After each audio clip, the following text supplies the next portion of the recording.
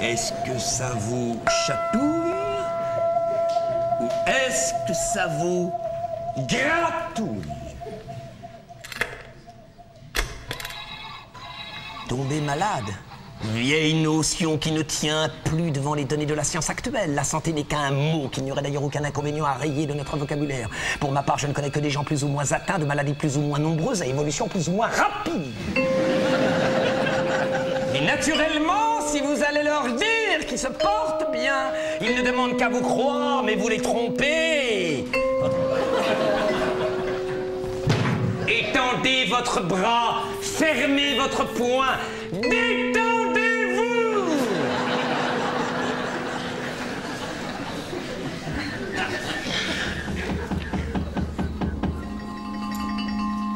L'insomnie peut être due à un trouble essentiel de la circulation intracérébrale, particulièrement à une altération des vaisseaux, dit en tuyaux de pipe.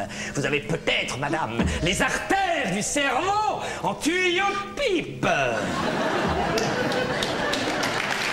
Est-ce que l'intérêt du malade n'est pas un peu subordonné à l'intérêt du médecin? Vous oubliez qu'il y a un intérêt supérieur à ces deux-là. Lequel? Celui de la médecine.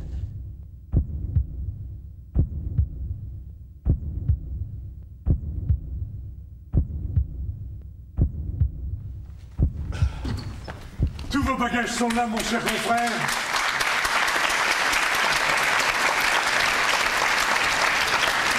Tous vos bagages sont là, mon cher confrère. Tous, docteur Parpalais. Jean les casera près de lui. Nous tiendrons très bien tous les trois à l'arrière de la voiture. La carrosserie est si spacieuse, les strapontins si confortables. Ah, ça, ce n'est pas la construction étriquée de maintenant. Je vous recommande cette caisse. J'y ai logé quelques appareils qui sont fragiles. Voilà une torpédo que je regretterais longtemps si nous faisions la sottise de la vendre. Car c'est en somme une torpédo avec les avantages de l'ancien double phaéton. Ah oui, oui. Voyez comme vos valises se logent facilement. Jean ne sera pas gêné du tout. Il est même dommage que vous n'en ayez pas plus. Vous seriez mieux rendu compte des commodités de ma voiture. Saint-Maurice, c'est loin? 11 kilomètres. Notez que cette distance du chemin de fer est excellente pour la fidélité de la clientèle. Les malades ne vous jouent pas le tour d'aller consulter au chef-lieu. Il n'y a donc pas de diligence? Une gavarde, si lamentable que de l'envie de faire le chemin à pied. Ici, l'on peut guère se passer d'automobile. Surtout dans la profession. Je mets en marche. Oui, commencez à mettre en marche, mon ami. Sur le parcours, le paysage est délicieux. Bon, tu prends le strapontin, n'est-ce pas? Le docteur Knack se placera près de moi pour bien jouir de la vue. La carrosserie est assez vaste pour que 3 personnes se sentent à l'aise sur la banquette d'arrière. Mais il faut pouvoir s'étaler lorsqu'on contemple un panorama. Tout va bien? L'injection d'essence est terminée? Dans les 2 cylindres? Avez-vous pensé à essuyer un peu les bougies? C'eût été prudent après une étape de 11 km. Enveloppez bien le carburateur. Un vieux foulard vaudrait mieux que ce chiffon. Oh, parfait. Je m'assois, pardon mon cher confrère, je m'assois sur ce large strapontin, qui est plutôt un fauteuil pliant. Écoutez mon cher confrère, comme le moteur part bien, à peine quelques tours de manivelle pour appeler les gaz et tenez, une explosion. Une autre, voilà, nous marchons.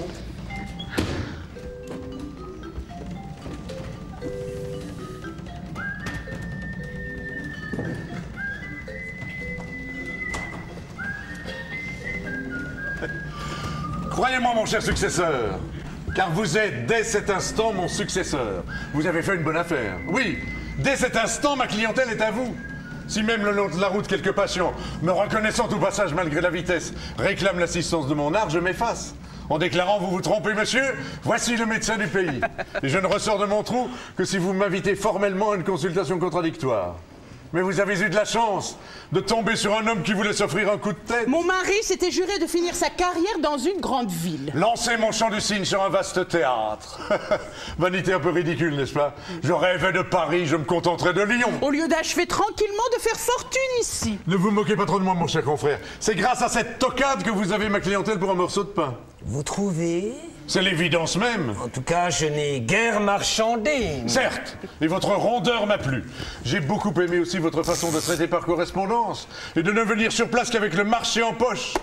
Ça m'a semblé chevaleresque. ou même américain. Mais je puis bien vous féliciter de l'aubaine, car c'en est une clientèle égale, sans à-coups. Pas de concurrent. Un pharmacien qui ne sort jamais de son rôle. Aucune occasion de dépense. Pas une seule distraction coûteuse. Dans 6 mois, vous aurez économisé le double de ce que vous devez à mon mari. Et je vous accorde 4 échéances trimestrielles pour vous libérer. Oh, sans les rhumatismes de ma femme, je crois que j'aurais fini par vous dire non. Madame Parpalais est rhumatisante. Hélas. Le climat, quoique très salubre en général, ne lui valait rien en particulier. Y a-t-il beaucoup de rhumatisants dans le pays? Dites, mon cher confrère, qu'il n'y a que des rhumatisants. Voilà qui me semble d'un grand intérêt. Oui, pour qui voudrait étudier le rhumatisme. Je pensais à la clientèle. Ah, pour ça, non. Les gens d'ici n'auraient pas plus l'idée d'aller chez le médecin pour un rhumatisme que vous n'iriez chez le curé pour faire pleuvoir. Mais c'est fâcheux. Oh, regardez, docteur, comme le point de vue est ravissant. On se croirait en Suisse.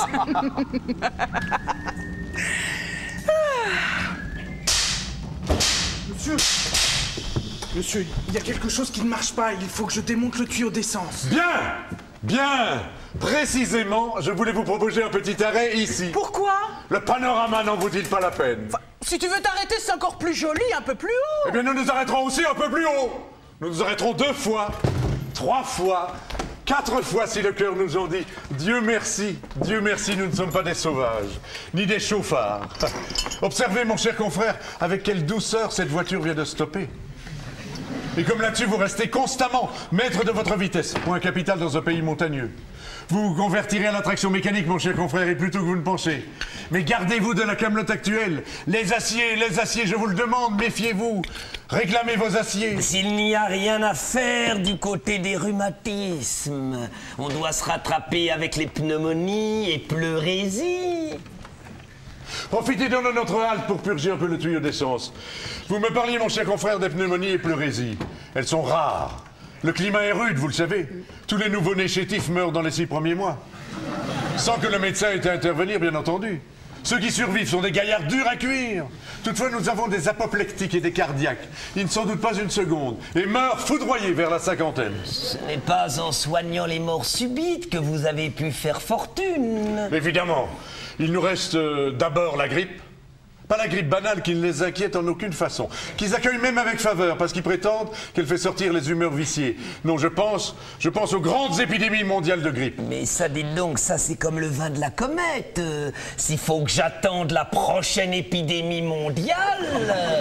Moi qui vous parle, j'en ai vu 2, celle de 89-90 et celle de 1918. En 1918, nous avons eu ici une très grosse mortalité. Plus relativement que dans les grandes villes.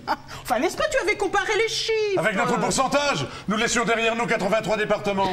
Il s'était fait soigner. Oui, surtout vers la fin. Et nous avons eu de très belles rentrées à la Saint-Michel. Plaît-il? Ici, les clients vous paient à la Saint-Michel. Mais quel est le sens de cette expression? Est-ce un équivalent des calendes grecques ou de la Saint-Glinglin? Mais qu'allez-vous penser, mon cher confrère? La Saint-Michel est une des dates les plus connues du calendrier. Elle correspond à la fin septembre. Et nous sommes au début d'octobre. Vous, au moins, vous avez su choisir votre moment pour vendre. Mais voyons, si quelqu'un vient vous trouver pour une simple consultation, il vous paye bien séance tenante. Ah non, à la Saint-Michel, c'est l'usage. Non, mais s'il ne vient que pour une consultation seule et unique, si vous ne le revoyez plus de toute l'année. À la Saint-Michel. À la Saint-Michel. D'ailleurs, les clients viennent presque toujours pour une seule consultation. Ah, oui. Mais alors, qu'est-ce que vous faites des clients réguliers? Mais quels clients réguliers? Les clients qu'on visite plusieurs fois par semaine ou plusieurs fois par mois. Mais tu entends ce que dit le docteur?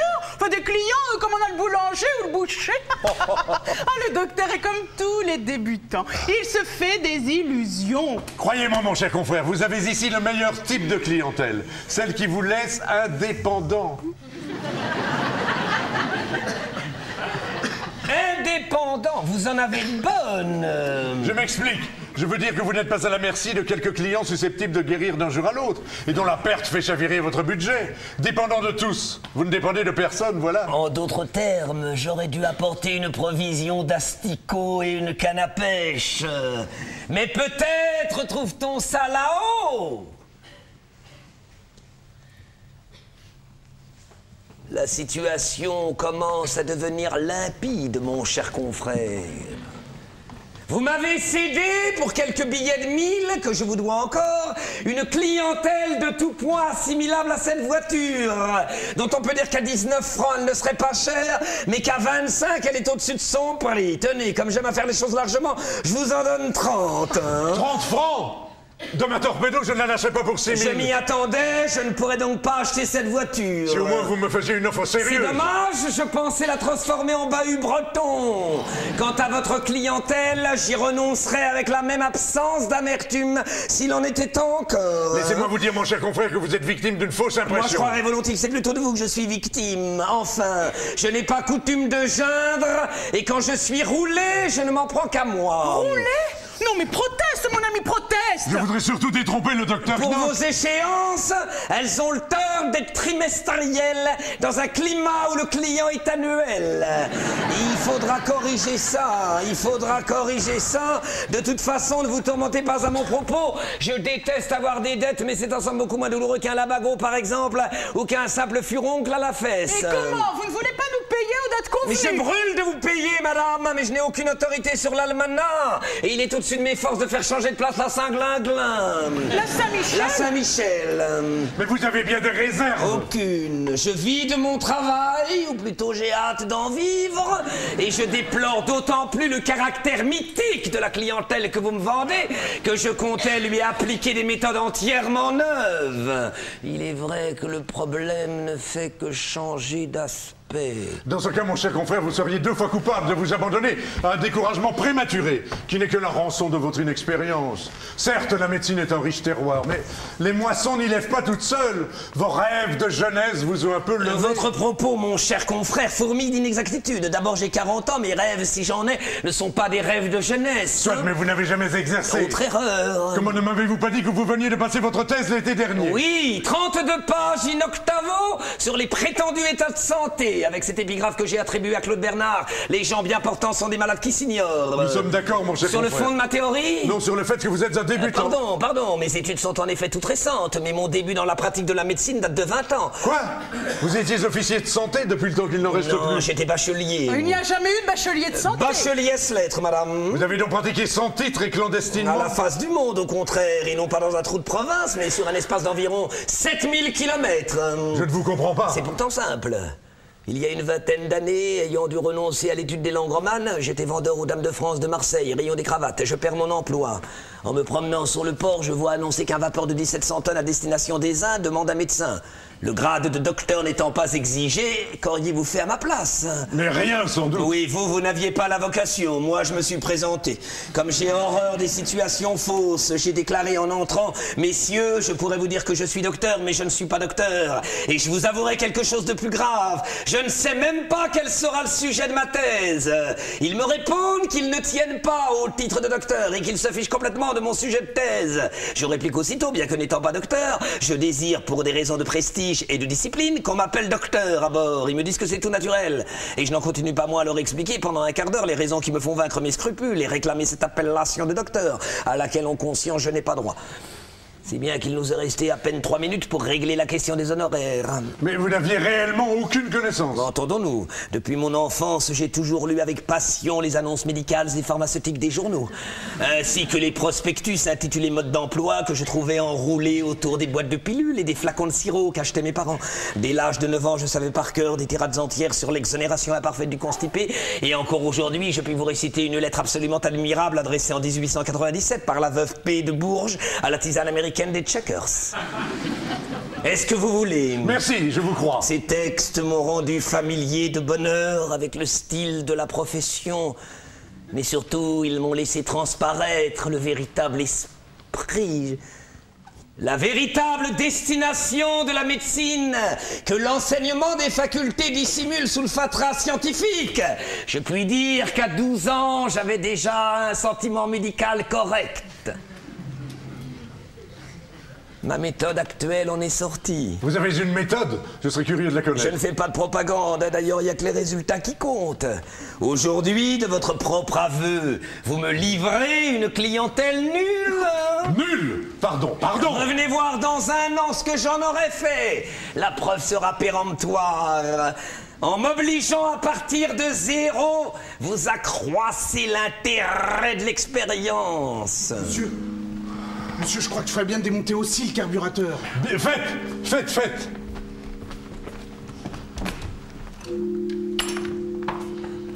Comme notre conversation se prolonge, j'ai dit à ce garçon d'effectuer son nettoyage mensuel de carburateur. Mais quand vous avez été sur votre bateau, comment vous en êtes-vous tiré? Les 2 dernières nuits, avant de m'embarquer, je les ai passées à réfléchir.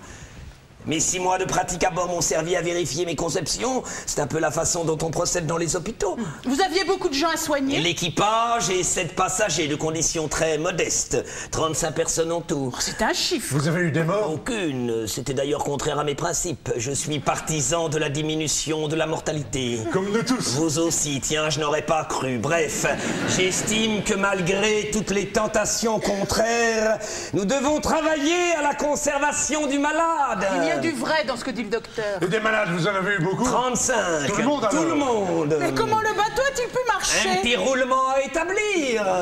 Dites donc maintenant, vous êtes bien réellement docteur, parce qu'ici le titre est exigé et vous nous causeriez de gros ennuis. Si vous n'étiez pas réellement docteur, il vaudrait mieux nous le confier tout de suite. Je suis bien réellement et bien doctoralement docteur. Quand j'ai vu mes méthodes confirmées par l'expérience, je n'ai eu qu'une hâte, c'est de les appliquer sur la terre ferme et en grand. Je n'ignorais pas que le doctorat est une formalité indispensable. Mais vous nous disiez que vos études étaient toutes récentes. Je n'ai pas pu les commencer dès ce moment-là. Pour vivre, j'ai dû m'occuper quelque temps du commerce des arachides. Et qu'est-ce que c'est? L'arachide. L'arachide s'appelle aussi cacahuète. Oh, madame, je n'ai jamais été marchand au panier. Non, j'avais créé un office central où les revendeurs venaient s'approvisionner. Je serais millionnaire si j'avais continué cela 10 ans, mais c'était très fastidieux.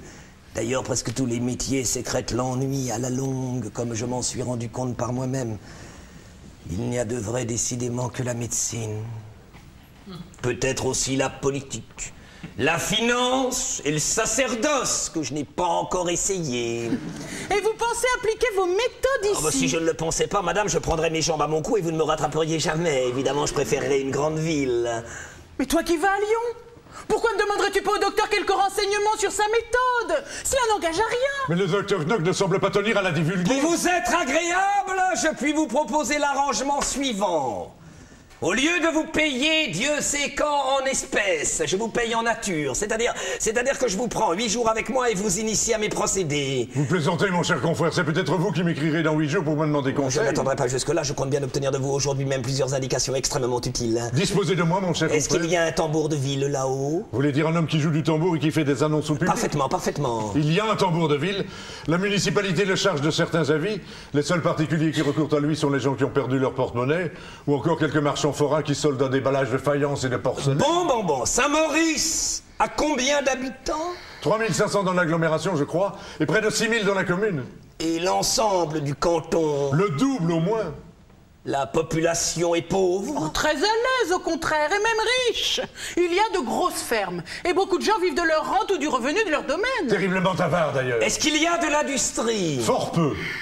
Est-ce qu'il y a du commerce? Ah, ce ne sont pas les boutiques qui manquent. Non, mais les commerçants sont-ils très absorbés par leurs affaires? Ma foi non, pour la plupart ce n'est qu'un supplément de revenus. Et surtout une façon d'utiliser les loisirs. D'ailleurs, pendant que la femme garde la boutique, le mari se promène. Ou réciproquement. Les femmes sont-elles très pieuses? La question a pour moi son importance. Beaucoup vont à la messe. Non mais Dieu tient-il une place considérable dans leurs pensées quotidiennes? Quelle idée! Parfait, y a pas de grands vices? Que voulez-vous dire? Opium, cocaïne, messe noire, sodomie, convictions politiques. Vous mélangez des choses si différentes. Je n'ai jamais entendu parler d'opium ni de messe noire. Quant à la politique, on s'y intéresse comme partout. Oui, mais en connaissez-vous qui feraient rôtir la plante des pieds de leur père et mère en faveur du scrutin de liste ou de l'impôt sur le revenu? Dieu merci, ils n'en sont pas là. Et l'adultère, hein? Quoi donc? A-t-il pris là-haut un développement exceptionnel? Est-il l'objet d'activités intenses? Vos questions sont extraordinaires. Il doit y avoir comme ailleurs des maris trompés, mais sans excès. D'abord, c'est très difficile, les gens vous surveillent tellement. Bon. Vous ne voyez rien d'autre à me signaler? Par exemple, dans l'ordre des sectes, Des superstitions? Des sociétés secrètes? À un moment, plusieurs de ces dames ont fait du spiritisme. L'on se réunissait chez la notéresse et l'on faisait parler le guéridon. Mauvais, détestable. Mais je crois qu'elles ont cessé. Tant mieux. Et pas de sorciers non plus? Pas de thaumaturge? Quelques vieux bergers sentant le bouc qui guérit par l'imposition des mains? Autrefois peut-être, mais plus maintenant. En somme, l'âge médical peut commencer. Mon cher confrère, serait-il inhumain de demander à ce véhicule un nouvel effort? J'ai une hâte incroyable d'être à Saint-Maurice. Cela vous vient bien brusquement. Je vous en prie, chère madame, arrivons là-haut. Qu'est-ce donc de si puissant qui vous y attire? Mon cher confrère, j'ai le sentiment que vous avez gâché là-haut une situation magnifique. Et pour parler votre style, fait laborieusement pousser des chardons là où voulait croître un verger plantureux. C'est couvert d'or que vous en deviez repartir. Les fesses calées sur un matelas d'obligation. Vous, madame, avec 3 rangs de perles au cou, tous deux à l'intérieur d'une étincelante limousine. Et non point sur ce monument des premiers efforts du génie moderne. Oh, vous plaisantez, docteur. La plaisanterie serait cruelle, chère madame. Mais alors c'est affreux. Est-ce que tu entends, Albert? J'entends que le docteur Knock est un chimérique, et de plus un cyclotimique. Il est le jouet d'impressions extrêmes. Tantôt le poste ne valait pas dessous, maintenant c'est un pactole. Mais toi aussi, tu es trop sûr de toi. Enfin, ne t'ai-je pas souvent dit, Albert, qu'à Saint-Maurice, en sachant s'y prendre, on pouvait mieux faire que végéter. Bon. Je reviendrai dans 3 mois pour la première échéance. Nous verrons où en est le docteur Knock. C'est ça, mon cher confrère. Revenez dans 3 mois, nous aurons le temps de causer. Mais soyez gentils, je vous en supplie, partons tout de suite. Vous êtes prêts? Ah, moi je serais bien prêt, mais cette fois-ci je crois pas que nous arriverons tout seuls à la mettre en marche. Comment ça? Faudrait des hommes plus forts. Si on essayait de la pousser? Peut-être. Mais oui, il y a 20 mètres de plaine. Je prendrai le volant, vous pousserez. Oui. Ensuite, vous tâcherez de sauter sur le marchepied au bon moment, n'est-ce pas? Donc en voiture, mon cher confrère, en voiture, c'est moi qui vais conduire. Jean, qui est un Hercule, veut s'amuser à nous mettre en marche sans le secours de la manivelle, par une espèce de démarrage que l'on pourrait appeler automatique. Bien que l'énergie électrique y soit remplacée par celle des muscles, qui est un peu de même...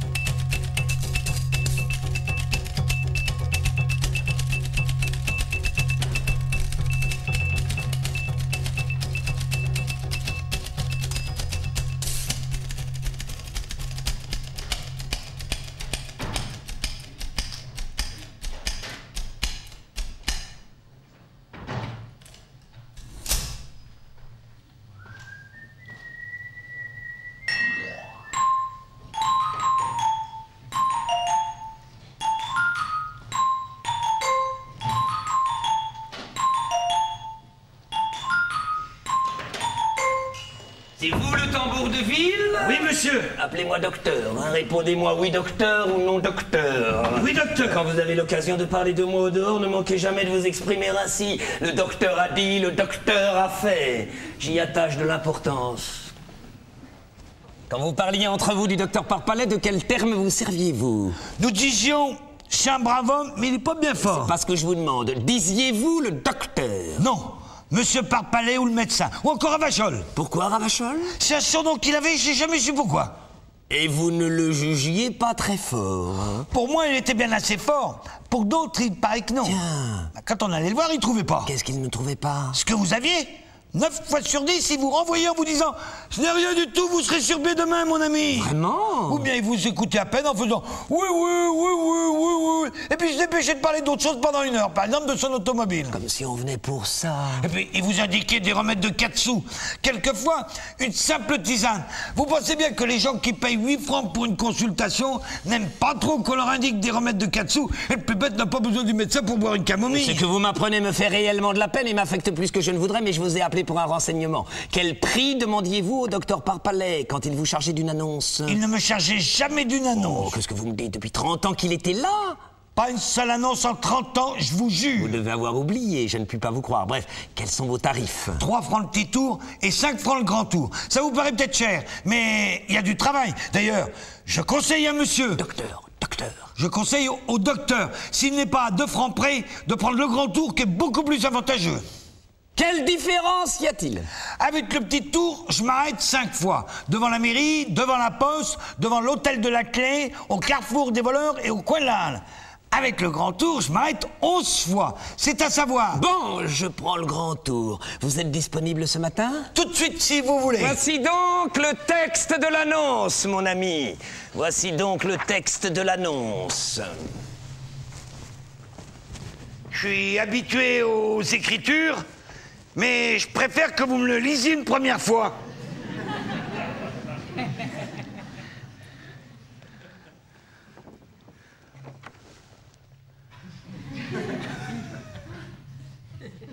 Le docteur Knock, successeur du docteur Parpalais, présente ses compliments à la population de la ville et du canton de Saint-Maurice, et a l'honneur de lui faire connaître que dans un esprit philanthropique et pour enrayer le progrès inquiétant des maladies de toutes sortes qui envahissent depuis quelques années nos régions si salubres autrefois, il donnera tous les lundis matins de 9h30 à 11h30 une consultation entièrement gratuite réservée aux habitants du canton. Pour les personnes étrangères au canton, la consultation restera au prix ordinaire de 8 francs. Eh bien, c'est une belle idée.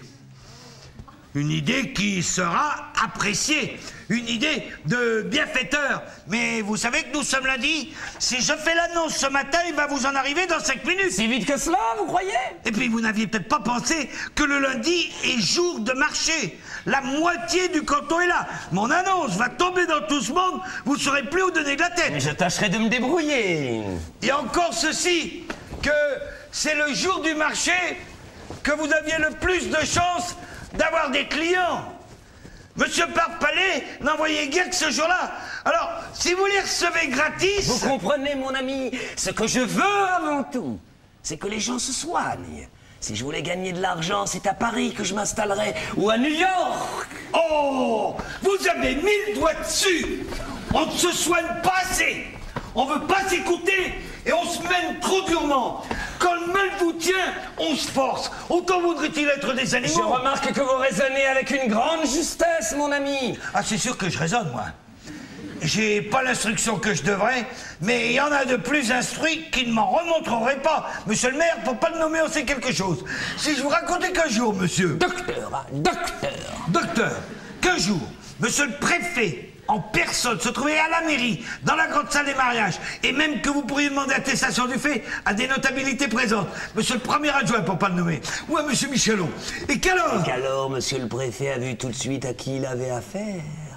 Et que le tambour de ville était un tambour qui résonnait mieux que d'autres qui n'étaient pas tambours, et qui se prenait pour quelque chose de bien plus fort qu'un tambour. Et qui c'est qui n'a plus su quoi dire? C'est monsieur le maire. C'est l'exacte vérité.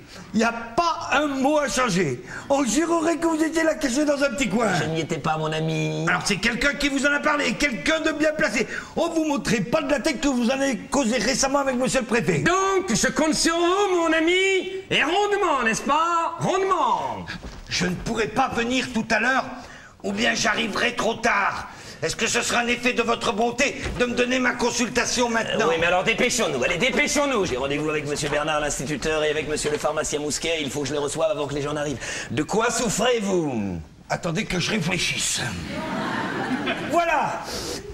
Quand j'ai niné, il y a des fois que je sens une espèce de démangeaison ici. Ça me chatouille. Ou plutôt, ça me gratouille. Attention!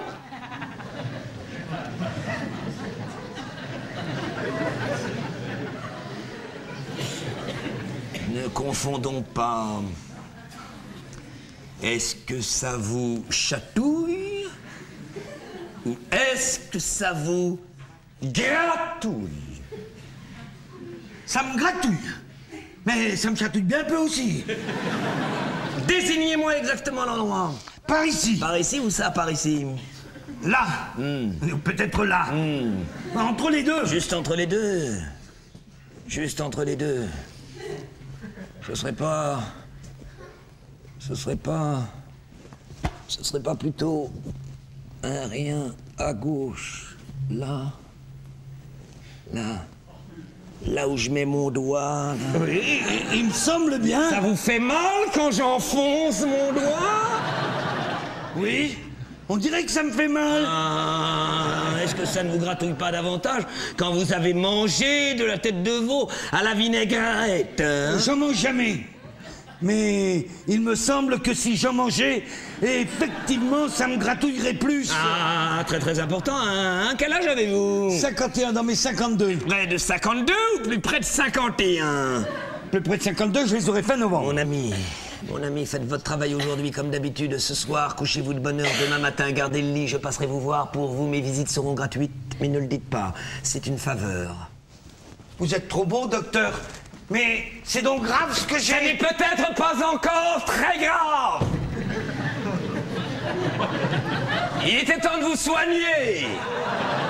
Vous fumez?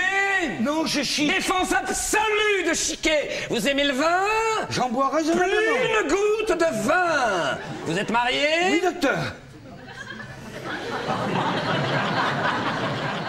Sagesse totale de ce côté-là, hein? Je puis manger? Aujourd'hui, comme vous travaillez, prenez un peu de potage. Demain, nous en viendrons à des restrictions plus sérieuses. Pour l'instant, tenez-vous-en à ce que je vous ai dit. Vous croyez pas qu'il vaudrait mieux que je me couche tout de suite? Parce que je me sens réellement pas à mon aise. Gardez-vous-en bien. Dans votre cas, il est mauvais d'aller se mettre au lit entre le lever et le coucher du soleil. Faites vos annonces comme si de rien n'était.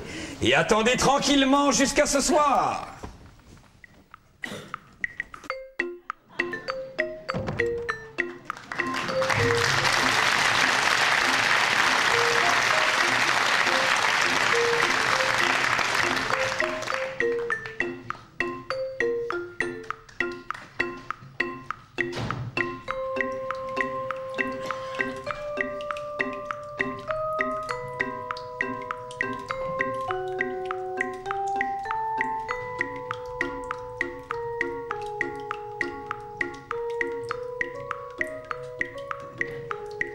Bonjour, monsieur Bernard.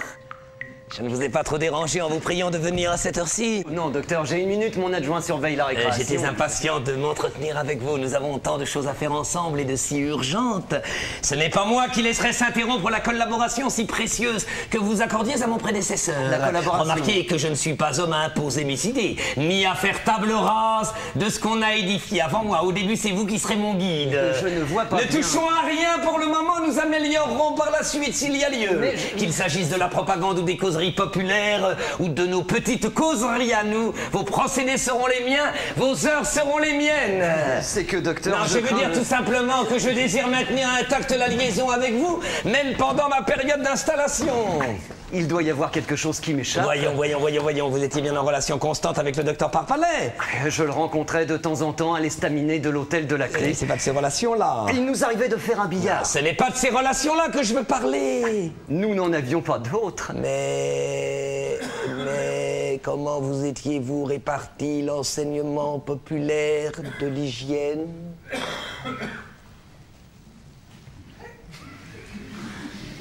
L'œuvre de propagande dans les familles, que sais-je moi, les 1000 besognes que le médecin et l'instituteur ne peuvent faire que d'accord. Nous ne nous étions rien répartis. Quoi? du tout. Vous aviez préféré agir chacun isolément? Ah bah c'est bien plus simple, nous n'y avons jamais pensé, ni l'un ni l'autre.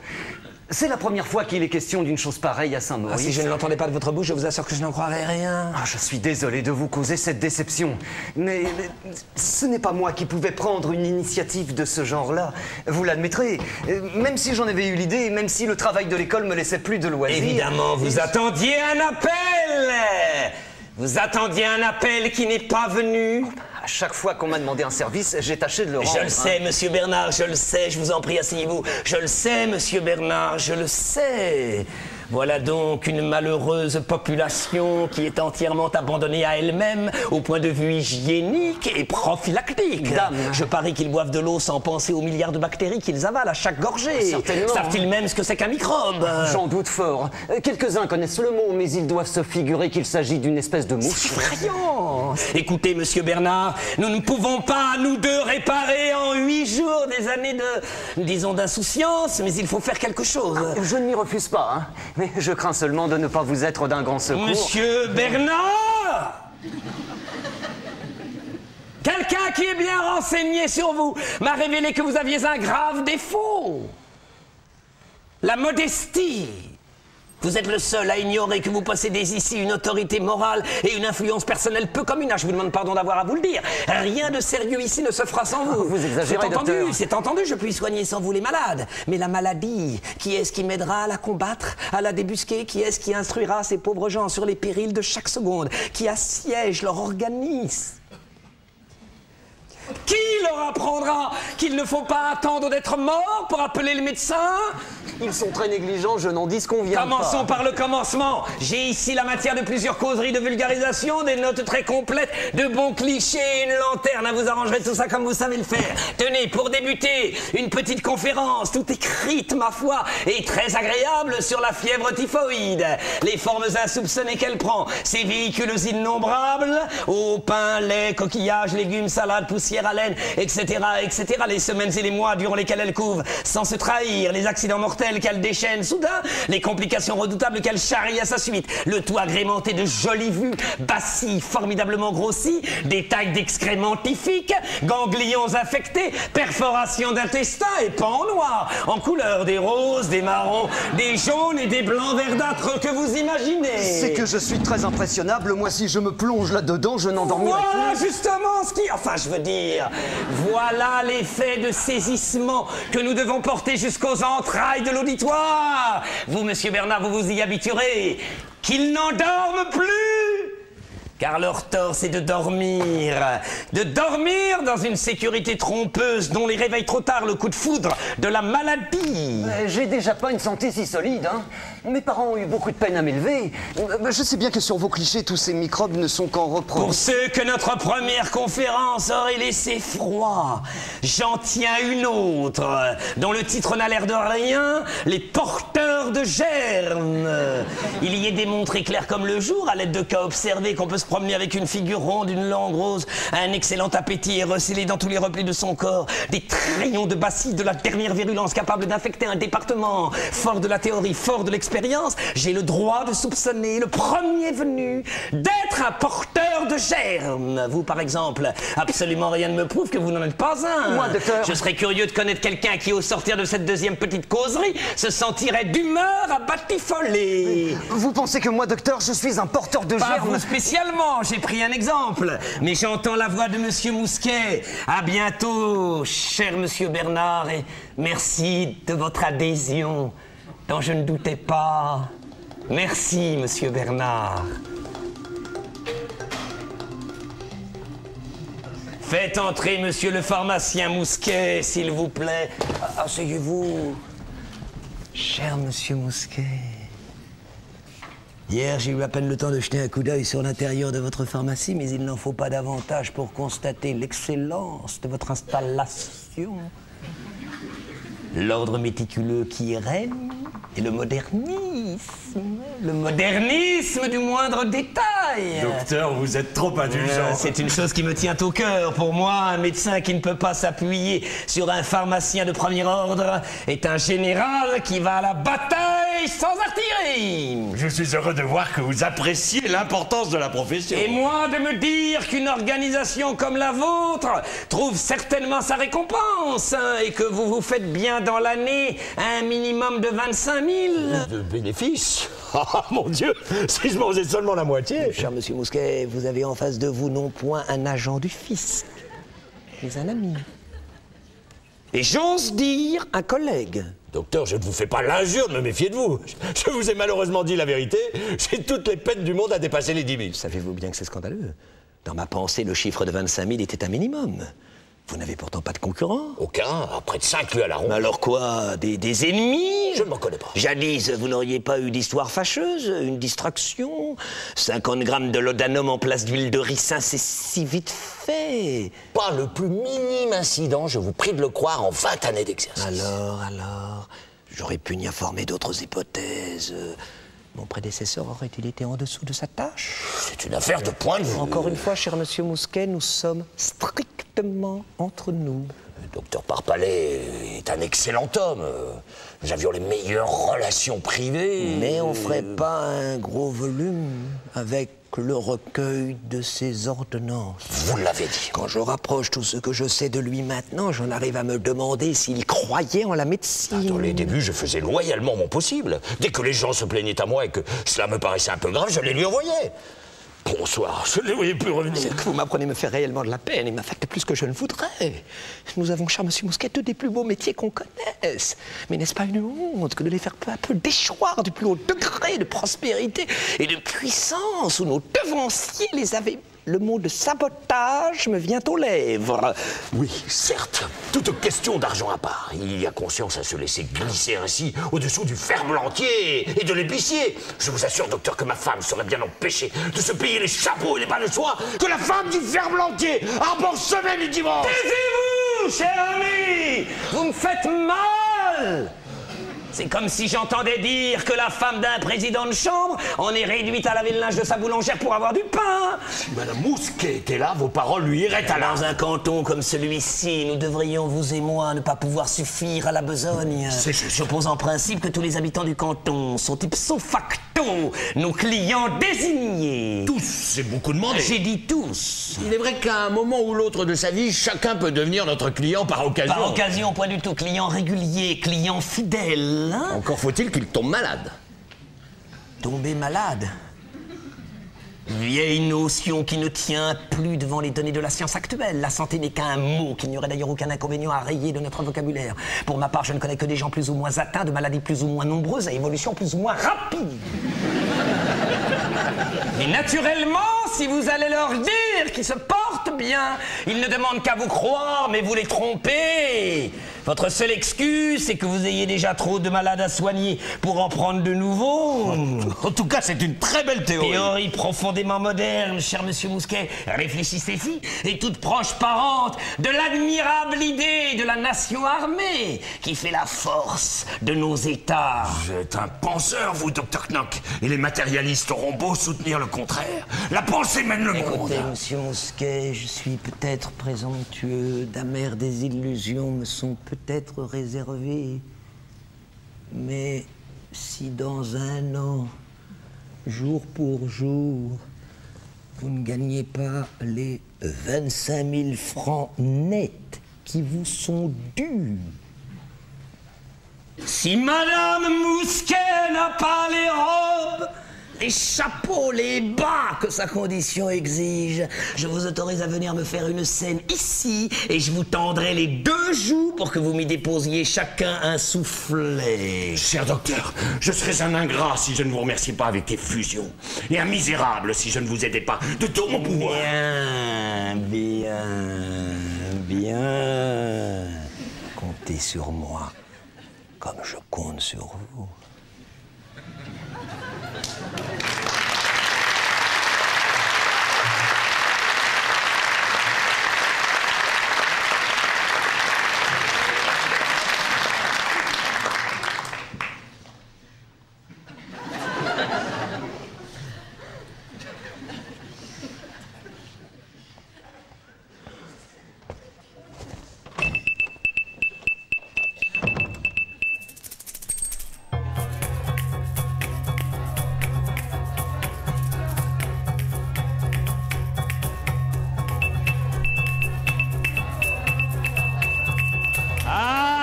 Voici les nouveaux consultants, Mariette, une douzaine déjà à l'oreille. Soyez gentils, prévenez les nouveaux arrivants qu'après 11h30, je ne peux plus recevoir personne, au moins en consultation gratuite.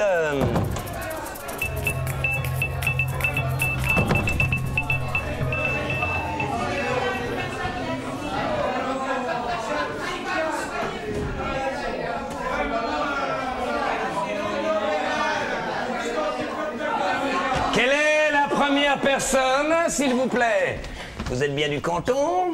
Je suis de la commune. De Saint-Maurice, même? J'habite la grande ferme qui est sur la route de Luchère. Elle vous appartient? Oui. Pardonnez-moi, chère madame. À mon mari et à moi. Si vous l'exploitez vous-même, vous devez avoir beaucoup de travail. Pensez, monsieur, 18 vaches, 2 bœufs, 2 taureaux, la jument et le poulain, 6 chèvres, une bonne douzaine de cochons, sans compter la basse-cour. Diable! Et vous n'avez pas de domestique? Madame, 3 valets, une servante et des journaliers dans la belle saison. Je vous plains, je vous plains. Il ne doit guère vous rester de temps pour vous soigner. Ah non! Et pourtant, vous souffrez. Je n'ai pas le mot. J'ai plutôt de la fatigue. Vous appelez ça de la fatigue?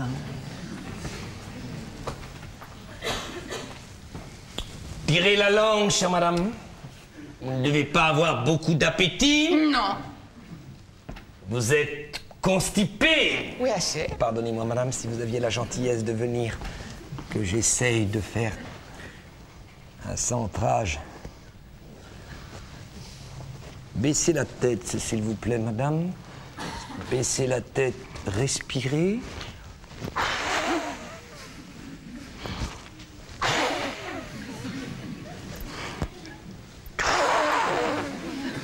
Toussez!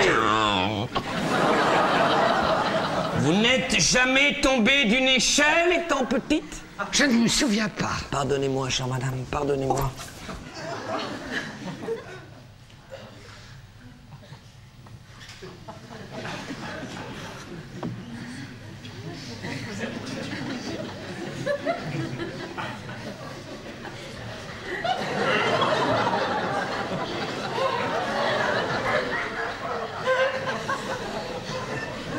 Vous n'avez jamais mal, là, le soir, en vous couchant? Une espèce de courbature? Ah oui, des fois. Essayez de vous rappeler! Ça devait être une grande échelle. Oh, ça se peut bien. C'était une échelle d'environ 3,50 m posée contre un mur. Vous êtes tombé à la renverse et la fesse gauche, heureusement, qui a porté. Ah oui! Vous aviez déjà consulté le docteur Parpalais? Ah non, jamais. Et pourquoi? Il ne donnait pas de consultation gratuite. Vous vous rendez compte de votre état? Non. Tant mieux. Vous avez envie de guérir ou vous n'avez pas envie? Mais j'ai envie. J'aime mieux vous prévenir tout de suite que ce sera très long et très coûteux. Oh, mon Dieu, pourquoi ça? Parce qu'on ne guérit pas en 5 minutes un mal qu'on traîne depuis 40 ans. Depuis 40 ans. Depuis que vous êtes tombé de l'échelle. Et combien ça me coûterait? Qu'est-ce que valent les veaux actuellement? Bah, ça dépend des marchés et de la grosseur, mais on peut guère en avoir de propre à moins de 400 ou 500 francs. Et les cochons gras? Il y en a qui font plus de 1000. Ça vous coûtera à peu près 2 cochons et 2 veaux. Près de 3000 francs? Mais c'est une désolation, Jésus-Marie. Si vous aimez mieux faire un pèlerinage, je ne vous en empêche pas. Un pèlerinage, ça revient cher aussi. Et ça réussit pas souvent. Mais qu'est-ce que je peux bien avoir de si terrible que ça? Je vais vous l'expliquer en 1 minute au tableau noir, chère madame. Si vous aviez la gentillesse de vous mettre devant le bureau.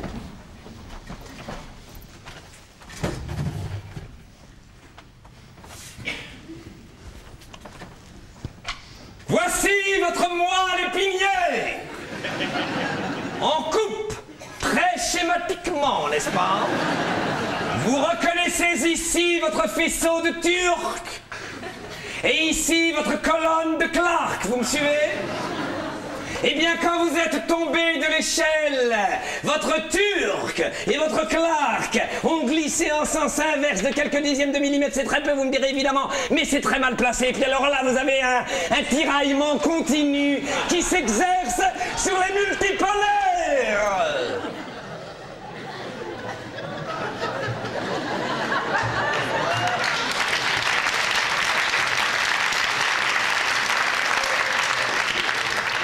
Remarquez que vous en mourrez pas du jour au lendemain. Vous pouvez attendre. Oh là là! Ah, j'ai eu bien du malheur en tombant de cette échelle. Je me demande même s'il vaudrait pas mieux laisser les choses comme elles sont.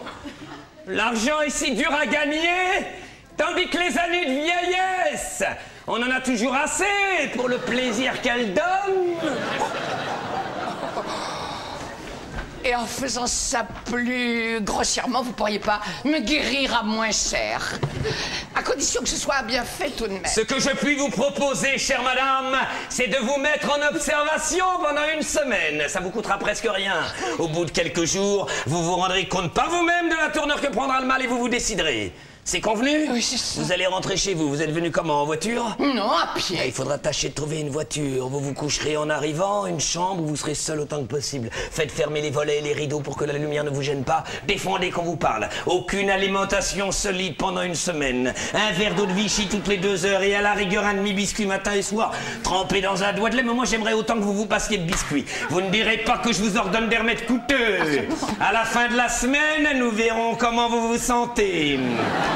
Si vous êtes gaillarde, hein, si vos forces et votre gaieté sont revenues, c'est que le mal est moins sérieux qu'on ne pouvait croire et moi je serai le premier à vous rassurer. Si au contraire vous éprouvez une faiblesse générale, des lourdeurs de tête, une certaine paresse à vous lever, l'hésitation ne sera plus permise et nous commencerons le traitement. C'est convenu? Comme vous voudrez. Je rappelle ici mes prescriptions sur ce petit bout de papier et j'irai vous voir bientôt. Mariette, aidez madame à descendre l'escalier et à trouver une voiture. Merci infiniment, chère madame.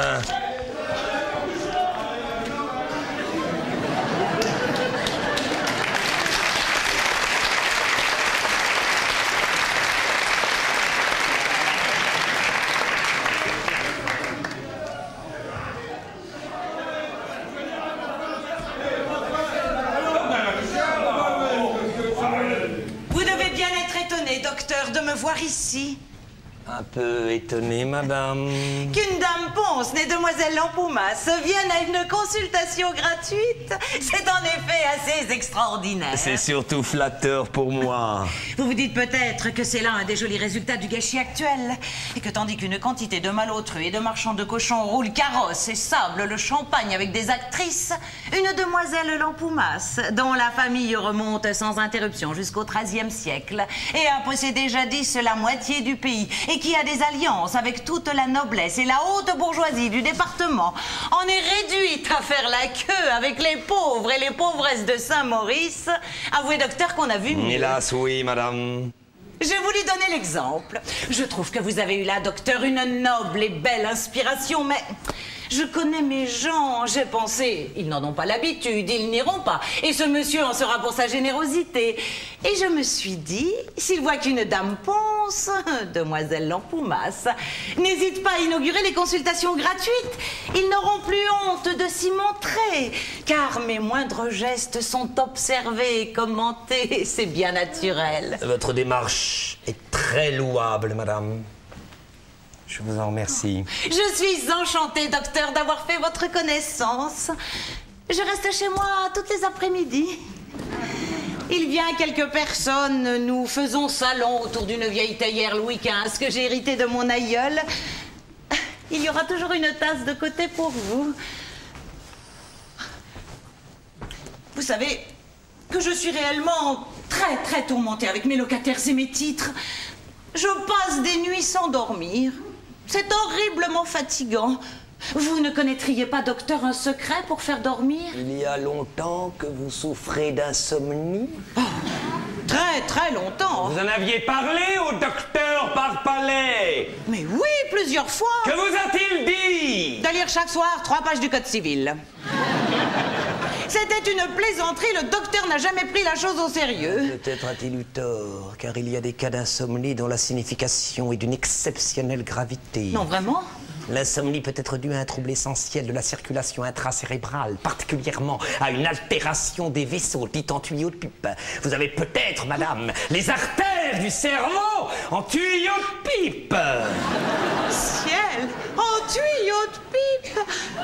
L'usage du tabac, docteur, y serait-il pour quelque chose? Je prise un peu... C'est un point qu'il faudrait examiner. L'insomnie peut provenir aussi d'une attaque profonde, continue de la substance grise par la névroglie. Oh, ce doit être affreux. Expliquez-moi cela, docteur. Représentez-vous un crabe ou un poulpe ou une gigantesque araignée en train de vous grignoter, de vous suçoter, de vous déchiqueter doucement la cervelle. Oh mon Mon Dieu, il y a de quoi s'évanouir d'horreur. Mais voilà certainement ce que je dois avoir, je le sens bien. Ah, je vous en prie, docteur, tuez-moi tout de suite. Une piqûre, une piqûre. Oh, plutôt ne m'abandonnez pas, je me sens glisser au dernier degré de l'épouvante. Ce doit être absolument incurable et mortel. Non. Il y a un espoir de guérison? Oui, à la longue. Ne me trompez pas, docteur, je veux savoir la vérité. Tout dépend de la régularité de la durée du traitement. Mais de quoi peut-on guérir? De la chose en tuyau de pipe? Ou de l'araignée? Car je sens bien que dans mon cas, c'est plutôt l'araignée. On peut guérir de l'un et de l'autre. Je n'oserais peut-être pas donner cet espoir à un malade ordinaire qui n'aurait ni le temps ni les moyens de se faire soigner, suivant les méthodes les plus modernes. Avec vous, c'est différent. Oh, mais moi, je serais une malade très docile, docteur, soumise comme un petit chien. Je passerai partout où il le faudra, enfin, surtout si ce n'est pas trop douloureux. Aucunement douloureux, puisque c'est à la radioactivité que l'on fait appel. La seule difficulté, c'est d'avoir la patience de poursuivre bien sagement la cure pendant 2 ou 3 années et d'avoir sous la main un médecin qui s'astreigne à une surveillance incessante du processus de guérison, à un calcul minutieux des doses radioactives et à des visites presque quotidiennes. Oh, mais moi, je ne manquerai pas de patience, mais c'est vous, docteur, qui n'allez pas vouloir vous occuper de moi autant qu'il faudrait. Vouloir, je demanderai pas mieux, il s'agit de pouvoir. Vous demeurez loin, chère madame? Mais non, à 2 pas, la maison qui est en face du poids public. J'essayerai de faire un bond tous les matins jusque chez vous, sauf le dimanche et le lundi à cause de ma consultation. Mais ce ne sera pas trop d'intervalle de jours d'affilée. Mais je resterai pour ainsi dire sans soin du samedi au mardi. Je vous laisserai des instructions détaillées et quand je trouverai une minute, je passerai vous voir le dimanche et le lundi après-midi. Ah, tant mieux, tant mieux. Et qu'est-ce qu'il faut que je fasse tout de suite? Rentrez chez vous, gardez la chambre, je passerai vous voir demain et je vous examinerai plus à fond. Mais je n'ai pas de médicaments à prendre aujourd'hui. Si, passez chez Monsieur Mousquet et priez-le d'exécuter aussitôt cette première petite ordonnance. Oh, merci, docteur, merci. Au revoir, chère madame, merci infiniment. Qu'est-ce que c'est que ce bruit, Mariette? Vous avez prévenu qu'après 11h30, je ne peux pas recevoir personne. Je l'ai dit, mais ils veulent rester. Ils veulent rester. Envoyez-moi la prochaine personne, s'il vous plaît. S'il vous plaît, soyez gentils, venez vite, plus en avant. Lequel de vous deux? Lequel de vous deux? Tous les deux. Non, vous n'allez pas passer ensemble. Eh, si. Non. Je ne peux pas vous recevoir tous les deux. Je ne peux pas vous recevoir tous les deux. Choisissez. D'abord, je ne vous ai pas vu tantôt, il y a des gens avant vous. Bah, ils nous ont cédé leur tour. Demandez-leur. Nous deux, on va toujours ensemble. On fait la paire.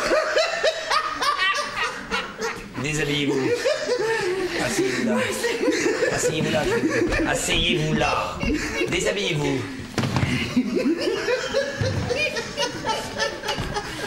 Faut-il que je me mette tout nu?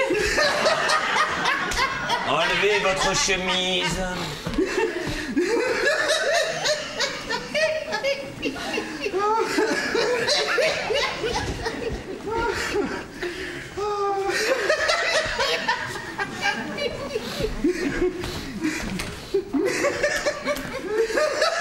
Ça va.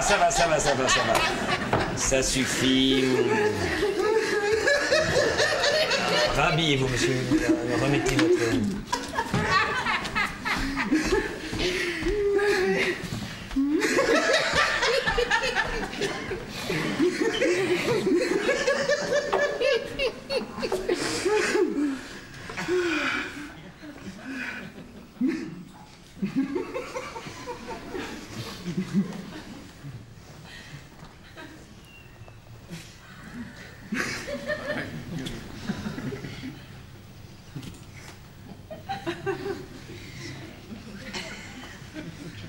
Asseyez-vous là, s'il vous plaît, monsieur. Je suis désolé, mais... ouvrez la bouche.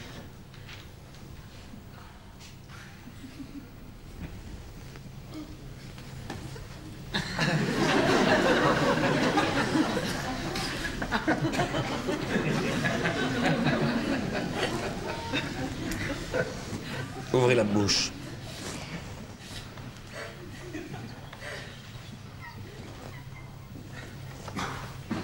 Ouvrez la bouche.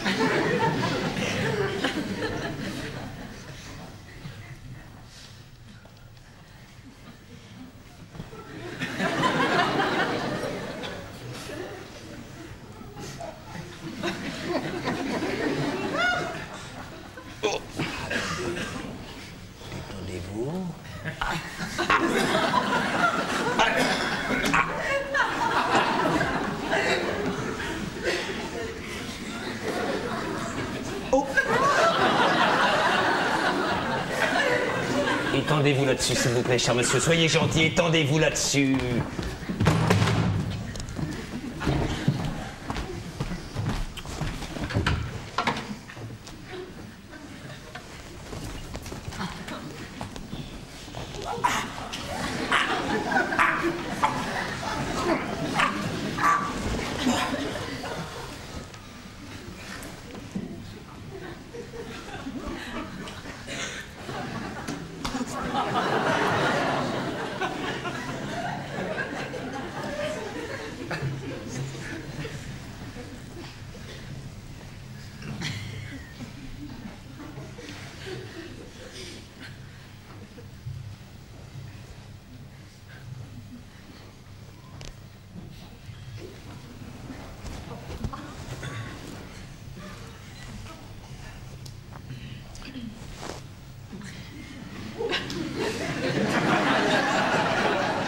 Genoux, s'il vous plaît, cher monsieur. Soyez gentil, détendez-vous. Vous êtes du canton? Oui. De Saint-Maurice? Oui. Oh. Étendez votre bras, fermez votre poing, détendez-vous!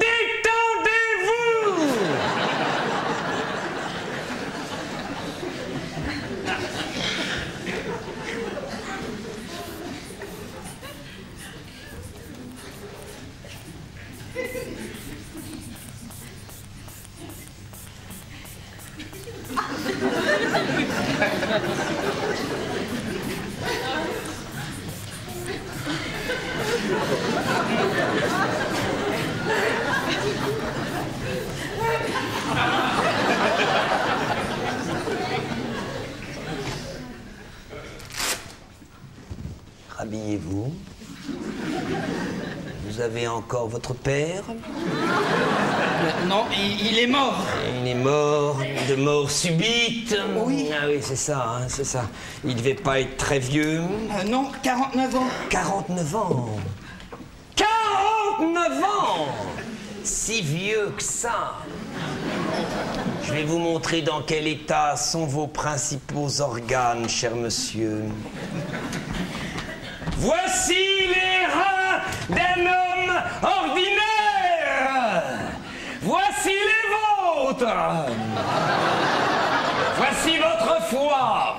Voici votre cœur. Mais chez vous, le cœur est déjà beaucoup plus abîmé qu'on ne l'a représenté là-dessus. Il faudrait peut-être que je cesse de boire. Ce n'est guère la peine, cher monsieur. Est-ce qu'il y a des remèdes à prendre? C'est tout à fait inutile. Allez, à vous maintenant. Si vous voulez, monsieur le docteur, je reviendrai à une consultation payante. Je vous répète que c'est tout à fait inutile. Je n'ai rien, moi, monsieur le docteur. Comment vous le savez?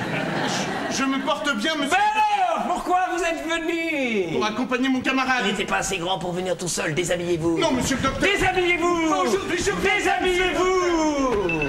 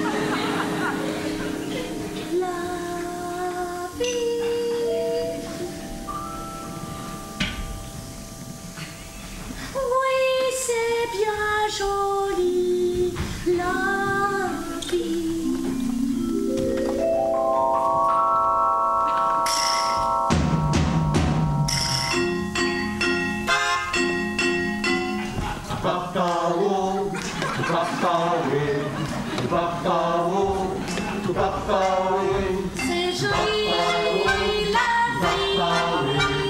Oui, c'est bien joli la vie. C'est joli la vie.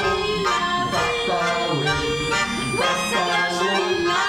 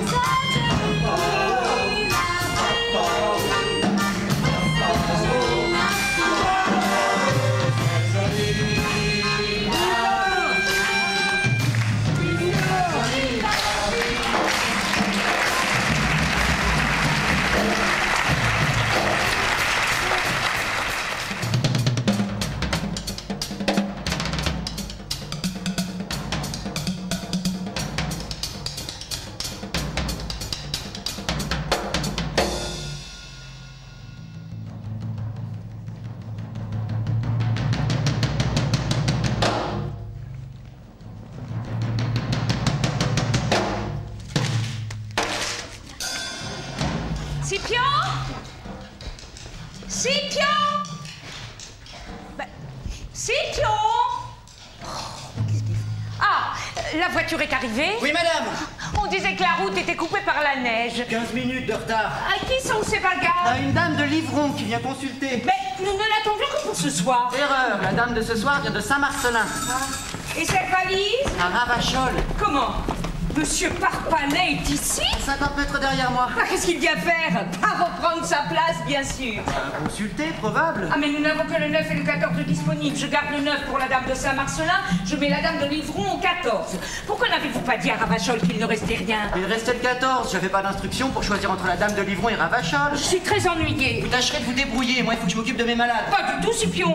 Attendez, monsieur Parpalais, expliquez-lui qu'il n'y a plus de chambre. Je ne puis pas lui dire ça moi-même. Désolé, patronne, j'ai juste le temps de passer ma blouse. Le docteur Knock sera là dans quelques instants. J'ai à recueillir les urines du 5 et du 8, les crachats du 2, la température du 1, du 3, du 4, du 12, du 17, du 18 et le reste. J'ai pas envie de me faire engueuler. Et vous ne montez même pas les bagages de cette dame. Et la bonne, elle enfile des perles?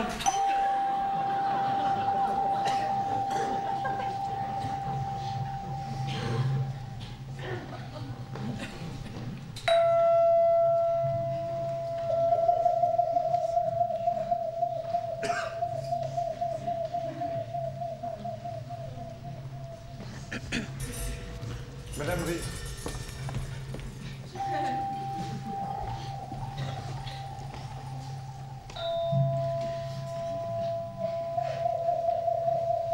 Il n'y a personne? Madame Rémy. Scipion. C'est curieux. Voilà toujours ma valise. Scipion! Monsieur? Vous demandez? Je voudrais bien voir la patronne. Pourquoi, monsieur? Pour qu'elle m'indique ma chambre. Ah, je sais pas, moi. Vous êtes un des malades annoncés? Je ne suis pas un malade, mademoiselle, je suis un médecin. Vous venez assister le docteur Knock? Le fait est qu'il en aurait besoin. Mais mademoiselle, vous ne me connaissez pas? Non, pas du tout. Le docteur Parpalais. Il y a 3 mois encore, j'étais médecin de Saint-Maurice. Sans doute n'êtes-vous point du pays. Ah, si. Mais je ne savais pas qu'il y avait eu un médecin avant le docteur Knock. Ah bah vous m'excuserez, monsieur.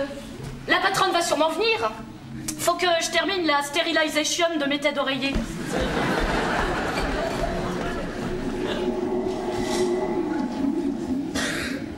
Cet hôtel a pris une physionomie singulière. Il est encore là. Madame Rémy. Madame...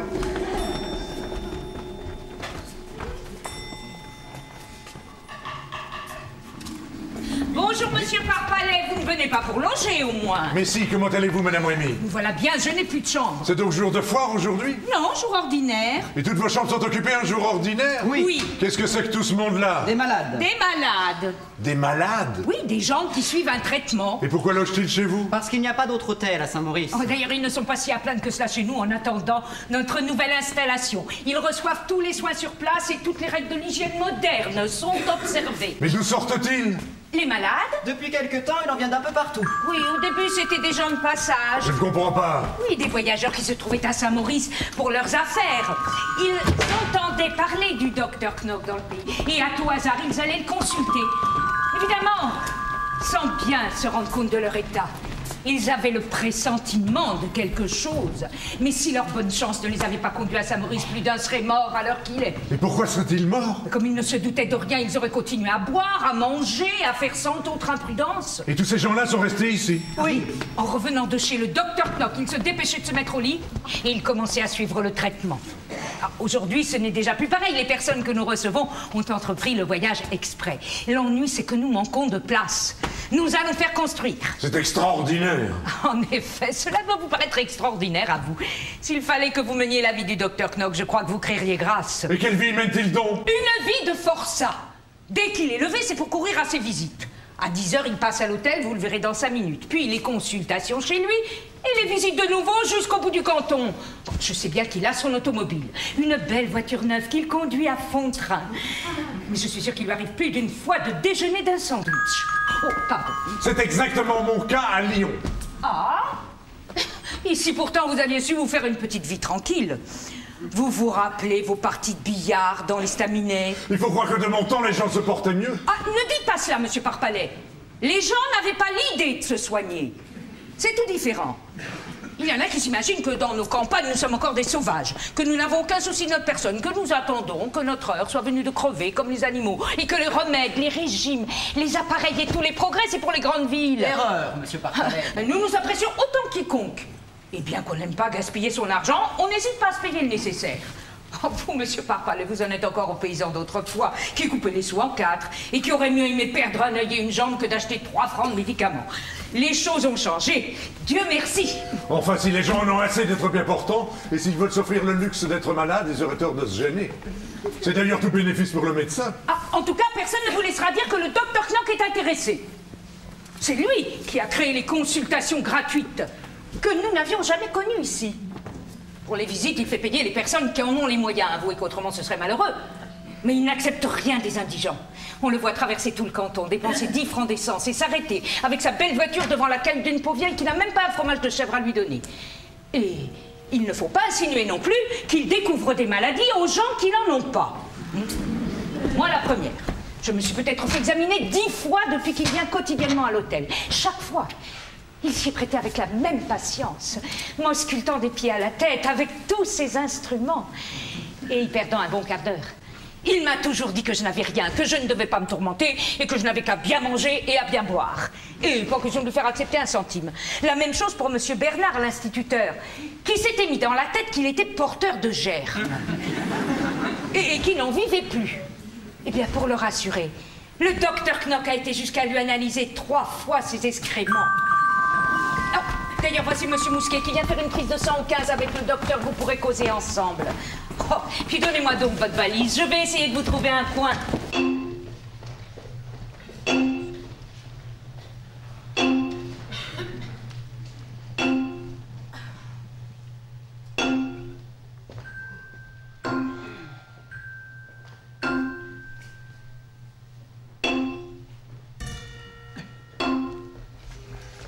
Le docteur n'est pas encore là? Ah, le docteur Parpalet. Un revenant, ma foi. Il y a si longtemps que vous nous avez quittés. Si longtemps? Mais non, 3 mois. C'est vrai, 3 mois. Ça me semble prodigieux. Et vous êtes content à Lyon? Très content. Ah, tant mieux, tant mieux. Vous aviez peut-être là-bas une clientèle toute faite?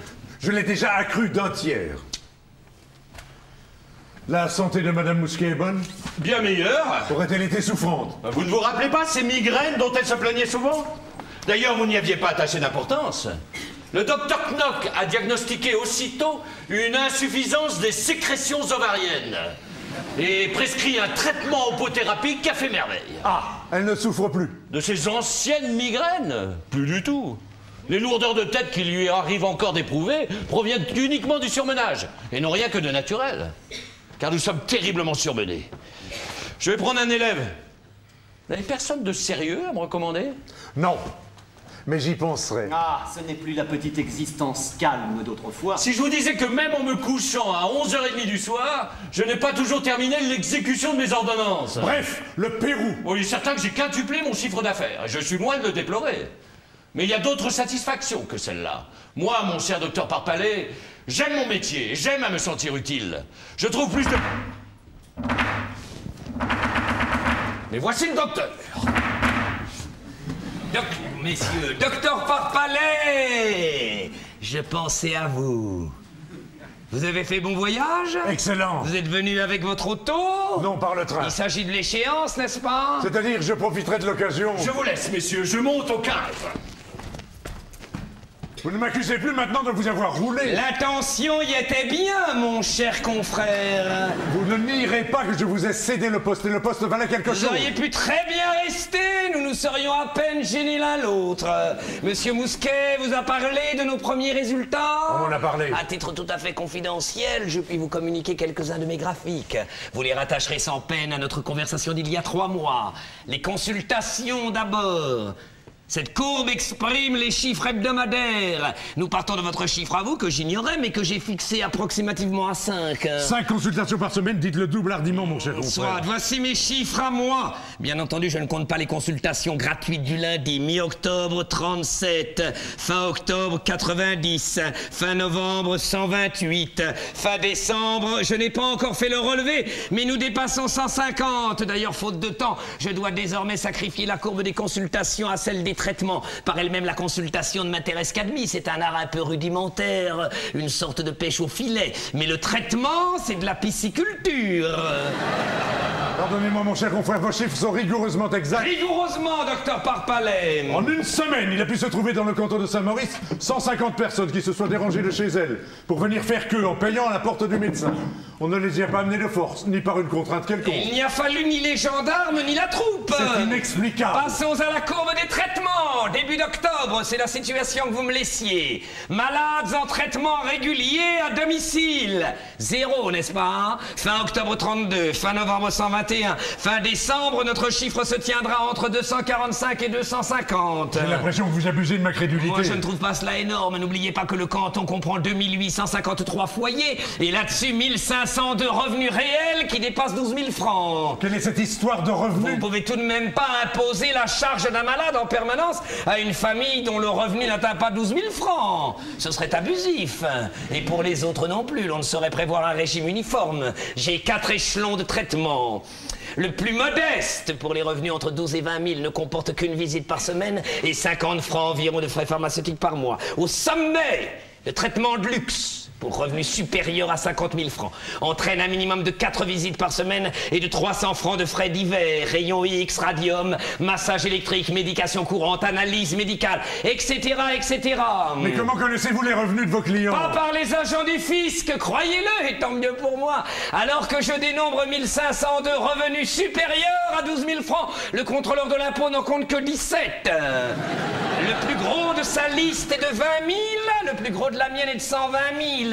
Nous ne concordons jamais. Il faut réfléchir que lui travaille pour l'État. Et vos informations à vous, d'où viennent-elles? De bien des sources, c'est un très gros travail. Presque tout mon mois d'octobre y a passé et je révise constamment. Regardez ceci. Regardez ceci. Docteur Parpalais. C'est joli, n'est-ce pas? On dirait la carte du canton, mais que signifient tous ces points rouges? C'est la carte de la pénétration médicale. Chaque point rouge indique l'emplacement d'un malade régulier. Il y a un mois, vous auriez vu ici une énorme tache grise. La tache de Chabrière. L'est-il? Oui, du nom du hameau qui en formait le centre. Mon effort des dernières semaines a porté principalement là-dessus. Aujourd'hui, la tache n'a pas disparu, mais elle est morcelée, n'est-ce pas? On la remarque à peine. Même si je voulais vous cacher mon ahurissement, mon cher confrère, je n'y parviendrai pas. Je ne puis guère douter de vos résultats, ils me sont confirmés de plusieurs côtés. Vous êtes un homme étonnant. D'autres que moi se retiendraient peut-être de vous le dire, ils le penseraient, ou ils ne seraient pas des médecins. Mais me permettez-vous de me poser une question tout haut? Mais je vous en prie. Si je possédais votre méthode, si je l'avais bien en main comme vous, s'il ne me restait qu'à la pratiquer, oui. Est-ce que je n'éprouverais pas un scrupule? Répondez-moi. Mais c'est à vous de répondre, il me semble. Remarquez que je ne tranche rien, je soulève un point excessivement délicat. Je voudrais vous comprendre mieux. Vous allez dire que je donne dans le rigorisme, que je coupe les cheveux en quatre, mais dans votre méthode, est-ce que l'intérêt du malade n'est pas un peu subordonné à l'intérêt du médecin?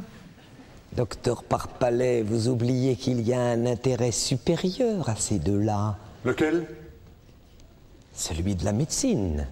C'est le seul dont je me préoccupe. Ah oui. Vous me donnez un canton peuplé de quelques milliers d'individus neutres, indéterminés. Mon rôle, c'est de les déterminer.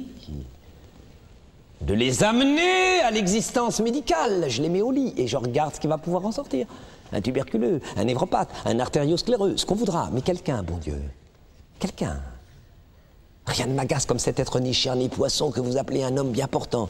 Mais vous ne pouvez cependant pas mettre tout un canton au lit. Ça se discuterait, car j'ai connu moi 5 personnes de la même famille, malades toutes à la fois, au lit toutes à la fois et qui se débrouillaient fort bien. Votre objection me fait penser à ces fameux économistes qui prétendaient qu'une grande guerre moderne ne durerait pas plus de 6 semaines. La vérité, c'est que nous manquons tous d'audace, que personne, pas même moi, n'osera aller jusqu'au bout et mettre toute une population au lit pour voir. Mais soit, je vous accorderai qu'il faut des gens bien portants, ne serait-ce que pour soigner les autres, et former à l'arrière des malades en activité une espèce de réserve. Ce que je n'aime pas, c'est que la santé prenne des airs de provocation. Car là, vous avouerez que c'est excessif. Nous fermons les yeux sur un certain nombre de cas. Nous laissons à un certain nombre de gens leur masque de prospérité, mais s'ils viennent ensuite se pavaner devant nous et nous faire la nique, je me fâche. C'est arrivé ici pour monsieur Rafalins. Ah oui, le colosse. Celui qui se vante de porter sa belle-mère à bras tendus. Oui, il m'a défié près de 3 mois, mais ça y est. Quoi? Il est au lit.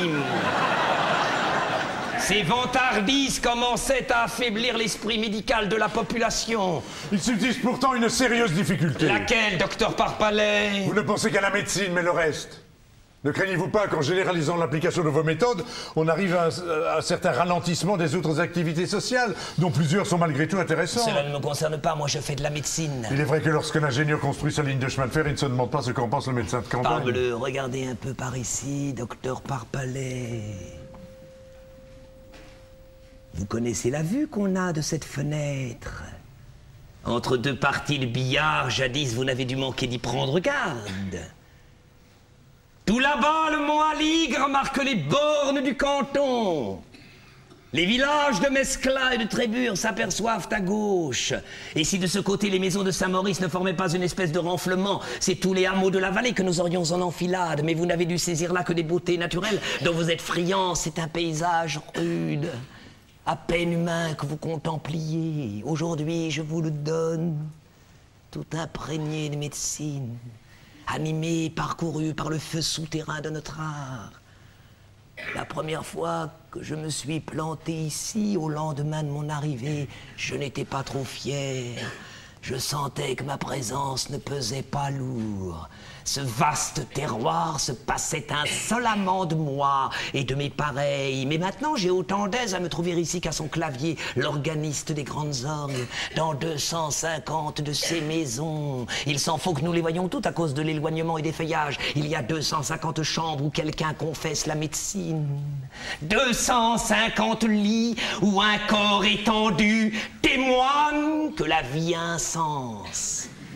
Et grâce à moi, un sens médical. La nuit, c'est encore plus beau, car il y a les lumières. Et presque toutes les lumières sont à moi. Les non-malades dorment dans les ténèbres. Ils sont supprimés.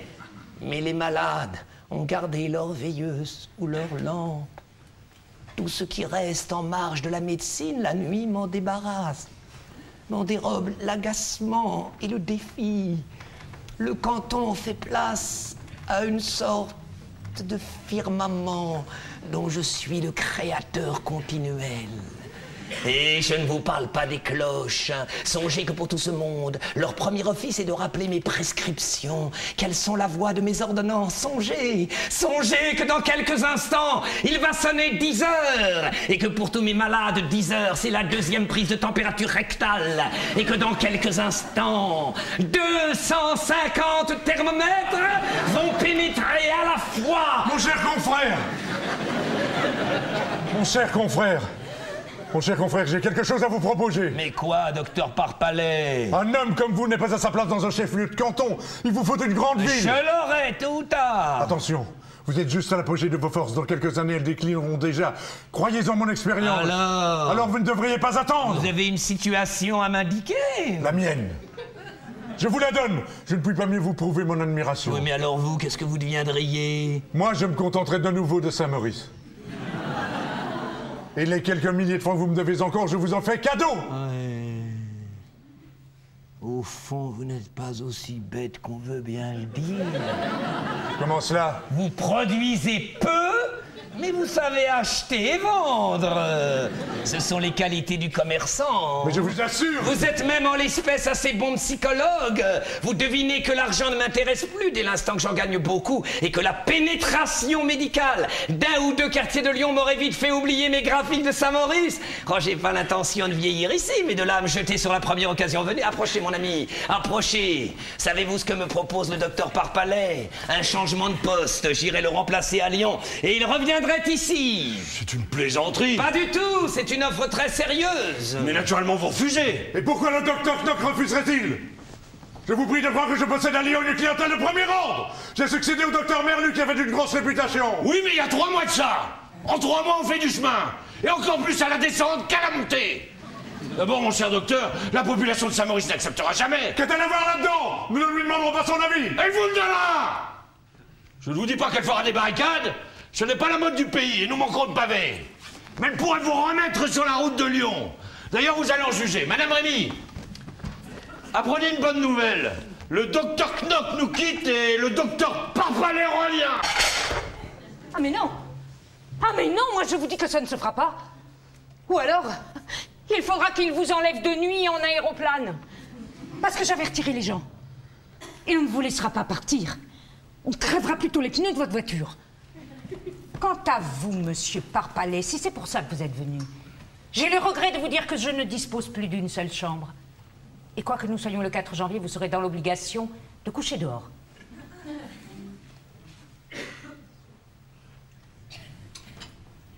Bien. Bien. L'attitude de ces gens envers un homme qui leur a consacré 25 ans de sa vie est un scandale. Puisqu'il n'y a plus de place à Saint-Maurice que pour le charlatanisme. Je préfère gagner honnêtement mon pain à Lyon, honnêtement et d'ailleurs largement.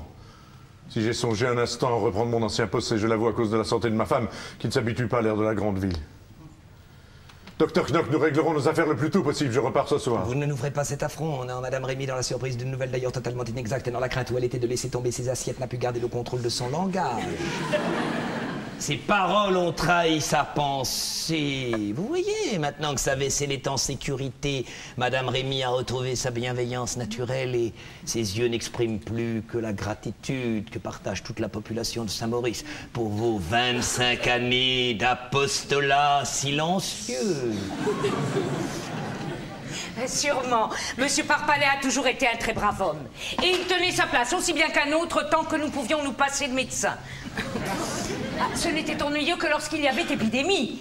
Car vous ne me direz pas qu'un vrai médecin aurait laissé mourir tout ce monde au temps de la grippe espagnole. Un vrai médecin? Quelle chose il faut s'entendre dire! Un vrai médecin. Alors vous croyez, Madame Rémy, qu'un vrai médecin peut combattre une épidémie mondiale, à peu près comme le facteur peut combattre un tremblement de terre? Attendez la prochaine, et vous verrez si le docteur Knock s'en tire mieux que moi! Le docteur Knock! Oh! Écoutez, monsieur Parpalais, je ne discuterai pas automobile avec vous parce que je n'y entends rien. Mais je commence à savoir ce que c'est qu'un malade. Eh bien, je puis vous dire que dans une population où tous les gens chétifs sont déjà au lit, nous l'attendons de pied ferme, votre épidémie mondiale. Non, ce qu'il y a de terrible, comme l'expliquait encore l'autre jour monsieur Bernard à la conférence, c'est un coup de tonnerre dans un ciel bleu. Mon cher docteur, je ne vous conseille pas de soulever ici des controverses de cet ordre. L'esprit pharmaco-médical court les rues. Les notions abondent. Et le premier venu vous tiendra tête. Ne nous égarons pas dans des querelles d'école. Madame Rémy, le docteur Parpalais peuvent différer de conception et garder néanmoins les rapports les plus courtois. Vous avez bien une chambre pour le docteur Parpalais? Je n'en ai pas. Vous savez bien que nous arrivons à peine à loger les malades. Ah, si un malade se présentait, je réussirais peut-être à le caser en faisant l'impossible. Parce que c'est mon devoir. Mais si je vous disais que le docteur n'est pas en état de repartir dès cet après-midi, et que médicalement parlant, un repos d'une journée au moins lui est nécessaire. C'est autre chose, mais monsieur Parpalais n'est pas venu consulter. Serait-il venu consulter que la discrétion professionnelle m'empêcherait peut-être de le déclarer publiquement? Qu'allez-vous chercher là? Je repars ce soir et voilà tout. Je vous parle très très sérieusement, mon cher confrère. Un repos de 24 heures vous est absolument indispensable.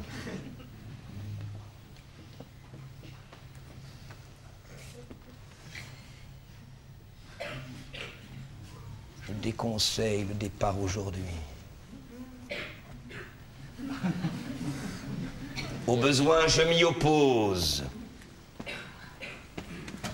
Bien, docteur. Je ne savais pas. Monsieur Parpalais aura un lit. Vous pouvez être tranquille. Faudra-t-il prendre sa température? Nous recauserons de tout cela tout à l'heure, chère Madame Amy.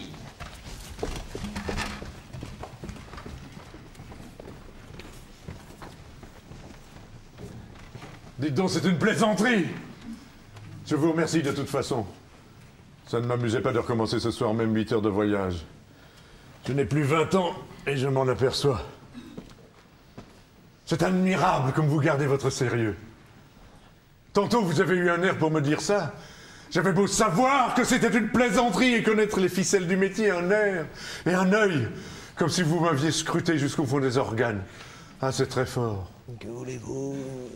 Ça se fait un peu malgré moi. Dès que je suis en présence de quelqu'un, je ne puis pas empêcher qu'un diagnostic s'ébauche en moi.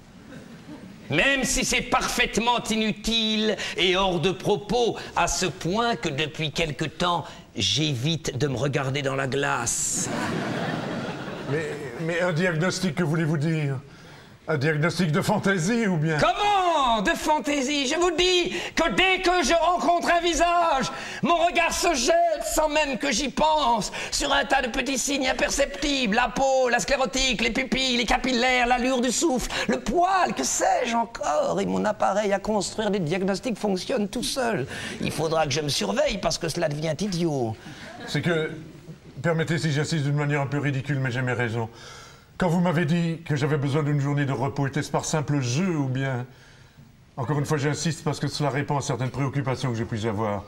Je ne suis pas sans avoir observé sur moi-même telle ou telle chose depuis quelque temps. Et ne fût-ce que d'un point de vue purement théorique, j'aurais été très curieux de savoir si mes propres observations coïncident avec l'espèce de diagnostic involontaire dont vous parlez. Mon cher confrère, laissons cela pour l'instant. 10 heures sonnent, il faut que j'aille faire ma tournée. Nous déjeunerons ensemble, si vous voulez bien me donner cette marque d'amitié. Quant à votre état de santé et des décisions qu'il comporte peut-être, c'est dans mon cabinet cet après-midi que nous en parlerons plus à loisir.